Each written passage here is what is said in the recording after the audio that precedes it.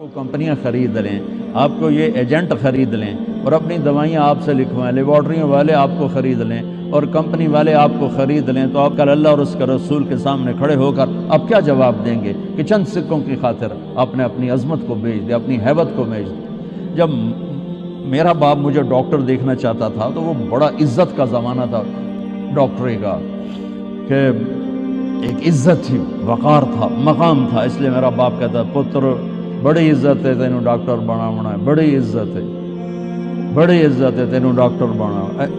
अच्छा, वो देहाती आदमी थे।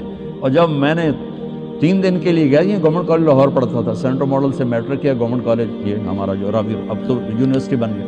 तो 3 दिन के लिए मेरा एक दोस्त मुझे ऐसे खींच के ले गया, वहाँ से अल्लाह ने मेरे 4 महीने करवा दिए। 4 महीने के आखिर में एक नौजवान ने कहा तू डॉक्टर बन के क्या करेगा, तो आलिम बन जा। तो अल्लाह ने उसकी बात मेरे दिल में डाल दी, मैं इस तरफ चल पड़ा। जब मैंने घर आके बताया तो मेरे बाप, अच्छा उस दौर में डॉक्टर एक कदावर शख्सियत थी और मौलवी एक पस्त तरीन ये कैफियत थी। और हमारे देहाती माहौल में मौलवी कमी होता था, कमी, जैसे लोहार, कुम्हार, धोबी, ऐसे मौलवी का स्टेटस कमी का था। तो मेरा बाप कहे तू कमी बनू है, तू मेरी नक वढाऊँ है, तू करूँ की है, तो मैनू किसी पासे राण देवना है, जीवन देवना है कि नहीं जीवन देवना।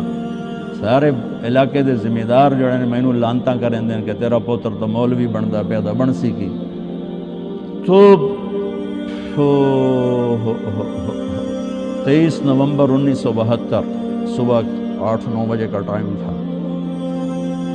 मेरे बाप घर में आए, वो जिम्मेदारों वाली चादर पहनी हुई बड़ी और चोला खोला, पगड़ी खोल के यहाँ रखी हुई। मुझे देखते एकदम गुस्से में आ, ये तो मौलवी बनना है तो मेरे घर ही चो निकल, जोर से, ये तो मौलवी बनना है तो मेरे घर ही चो निकल।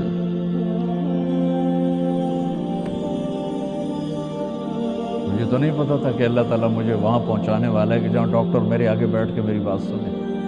मुझे तो उस वक्त पता नहीं था क्या होने वाला है मेरे साथ। मैं तो इसी तरह ही निकला था कि ठीक है जी, मैं तैयार हूँ। तो मेरे बाप की शिद्दत देखकर मेरी माँ ने मुझे अलग कर लेकर, तू जा, कोई नहीं, अल्लाह तेरा साथी। 300 रुपया मैंने 300 रुपया बड़ी बड़ी दौलत आई उसमें, मैंने 300 रुपया दी था कि जा, अल्लाह तेरा वारिस। तो मैं रायगढ़ आ गया, यहाँ मैं तालीम हासिल करने लगा, 8-9 साल यहाँ पढ़ा। साल 2 साल के बाद मेरे बाप भी बिल्कुल राज़ी हो गए, बहुत ही राज़ी हो गए थे, बहुत ही राज़ी हो गए। उस वक्त इमेज डॉक्टर का एक बहुत बाइज्जत था। मैं हाथ जोड़ के रो के कहता हूँ कि अब डॉक्टर एक कारोबारी नज़र आता है, वो भी पैसे के पीछे ऐसे ही भाग रहा है जैसे माल रोड का ताजर भाग रहा है, जैसे लिबर्टी मार्केट का ताजर पैसे के पीछे भाग रहा है, वो भी ऐसे ही भाग रहा है। कुछ जायज़ कमाई, जायज़ मेहनत का सिला लेना कोई मना थोड़ा है, वो आपके रिस्क हलाल है। मैं कनाडा में गया हुआ था, मेरे ये सर दर्द बहुत शदीद होता है, तो वहाँ वो बोटॉक्स नया तरीका टीके लगाते हैं, तो कुछ दिन गुजर जाते हैं। तो मुझे पता नहीं था यहाँ कोई लगाता है कि नहीं लगाता। तो मैं कनाडा गया, वो जानने वाले डॉक्टर थे पाकिस्तानी, तो पार्किंसन के 5 बड़े डॉक्टरों में एक उनका नाम आता। तो वो उनके क्लिनिक में मैं बैठा हुआ था और बात चलते चलते तो ये ऐसी एक पेंसिल पड़ी हुई थी उनके टेबल पर। तो वो यूं पेंसिल उठा के मुझसे कहने लगे, मौलाना ये एक पेंसिल मैं किसी कंपनी के एजेंट से ले लूं तो मैं ब्लैक लिस्ट हो जाऊँगा। एक पेंसिल मैं किसी कंपनी के एजेंट से ले लूं तो मैं ब्लैक लिस्ट हो जाऊँगा, मैं क्लिनिक नहीं कर सकता उसके बाद। आप डॉक्टर बने, ताजर ना बने, डॉक्टर बने, हम मसीहा बने। अल्लाह की कसम, मरीजों की दुआएं आपकी नस्लों को निहाल कर देंगी। अगर आप सिर्फ ताजर बन गए तो ठीक है, 4 पैसे तुसी वट लेने, लेकिन पता नहीं आगे नस्लों का क्या होगा। और अगर आप मसीहा बने, डॉक्टर बने, मरीजों की दुआएं ली, पूछते हैं आपकी उसको बैठ के खाने कि दुखी की दुआ अल्लाह के अर्श को हिला देती और दर्दमंद की दुआ फरिश्तों को रुला देती। अब वो हस्तियां हैं جو درد مندوں کی دعائیں روزانہ لے سکتے اور صرف آج کا دن نہیں گزار سکتے، آپ اپنی نسلوں کو خوبصورت فیوچر دے کے جا سکتے کہ دعاؤں کی طاقت موت کے بعد بھی چلتی رہتی۔ میں آپ کا زیادہ وقت لے چکا ہوں، معافی چاہتا ہوں، تو اگر کوئی بات میری بری لگی ہو تو آپ مجھے اللہ کے واسطے معاف فرما دیں۔ السلام علیکم۔ میرے رب کی قسم اللہ کو پا کر میں ناکام نہیں، اور میرے رب کی قسم اللہ کو ناراض کر کے میں کامیاب نہیں ہوں۔ لیکن اگر میں نے اللہ کو کھو دیا، میں ہارا ہوا ہوں، میں ہار گیا، میں ناکام ہوں۔ یہ انسانی تاریخ اس پر گواہ ہے۔ حسین کربلا میں ذبح ہو گئے بچوں کے ساتھ، لیکن اللہ نے کامیابی کا صحرا ان کے سر پہ سجایا، تاریخ نے کامیابی کے ہار ان کے گلے میں ڈالے۔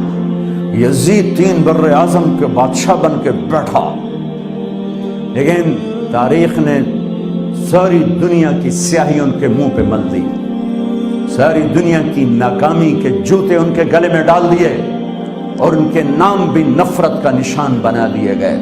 ان کا نام منہ پہ آتا ہے، منہ کڑوا ہو جاتا ہے، لیکن وہ تو جیتے ہوئے ہیں، وہ کیسے ذلیل ہو گیا؟ یہی میرے رب کی تقدیر اور فیصلہ ہے۔ اور حسین تو ذبح ہو گئے، چھوٹے بچے بھی نہ چھوڑے، 2 سال کے عبداللہ کے بھی گلے کے تیر پار کر دیا، اور کٹا ہوا سر ابن زیاد کے سامنے پڑا ہوا ہے، اور منہ پہ چھڑیاں مار رہا ہے، اور کہہ رہا ہے میں نے ایسا حسن آج تک نہیں دیکھا، مرنے کے بعد بھی ایسا چمکتا چہرہ میں نے آج تک نہیں دیکھا، اور پھر منہ پہ چھڑی ماری۔ تو ابو برزہ اسلمی رضی اللہ تعالیٰ عنہ کھڑے ہو گئے، رونے لگے، کہا بدبخت، یہ چھڑی ان ہونٹوں پہ مت مار، میں نے اللہ کے نبی کو دیکھا ہے ان ہونٹوں کا بوسہ لیتے، میں نے ان ہونٹوں پہ اللہ کے نبی کے ہونٹوں کو لگتے دیکھا ہوا ہے، نہ کر یہ کام۔ میرے بھائیو بہنوں، اللہ کو ڈھونڈو، اللہ تمہارا ہے، جہاں مرضی رہو، کامیابی مبارک ہو۔ میرے نبی کی زندگی میں نماز، جعلت قرۃ عینی فی الصلاۃ، میری آنکھوں کی ٹھنڈک نماز ہے۔ جو میرے نبی نے جاتے ہوئے کہا تھا الصلاۃ الصلاۃ الصلاۃ، میری امت نماز نہ چھوڑنا، نماز نہ چھوڑنا، نماز نہ چھوڑنا، 90% چھوڑ دی۔ اگر یہ چھوڑنے کی چیز ہوتی تو کربلا میں حسین کے ذمے تھا، چھوڑ دیتے جب تلواریں جگر کاٹ رہی تھی اور بچوں کے سر اڑا رہی تھی، اور ظہر کی نماز کا وقت داخل ہوا، جمعہ کا دن تھا۔ تو یہ تو وہ لوگ ہیں جن کو اللہ کے نبی نے کہا جنت کے نوجوانوں کے سردار ہیں حسن اور حسین، وہ نہ پڑھتے نماز، ابھی تو موت سر پہ کھڑی، اور اللہ کے نبی آئے ہوئے لینے کے لیے، جو کہ جنگ سے پہلے نیند آ گئی تو آنکھ کھلی تو ہنس پڑے۔ تو بہن زینب نے پوچھا بھائی یہ کوئی ہنسنے کا موقع ہے؟ کہا ہاں، ابھی خواب میں اللہ کے نبی کو دیکھا ہے، فرما رہے ہیں بیٹا میں لینے آ چکا ہوں۔ تو اب چھوڑ دیتے، لیکن اگر چھوڑتے تو ان کی ذات کو کوئی نقصان نہ تھا، ہمیں میسج ادھورا ملتا، ادھورا، اور میسج پہنچانا تھا کہ زیر خنجر بھی یہ پیغام سنایا ہم نے، نماز کربلاؤں میں بھی نہیں چھوڑی جا سکتی، تو جاب اور شاپ کی کیا حیثیت؟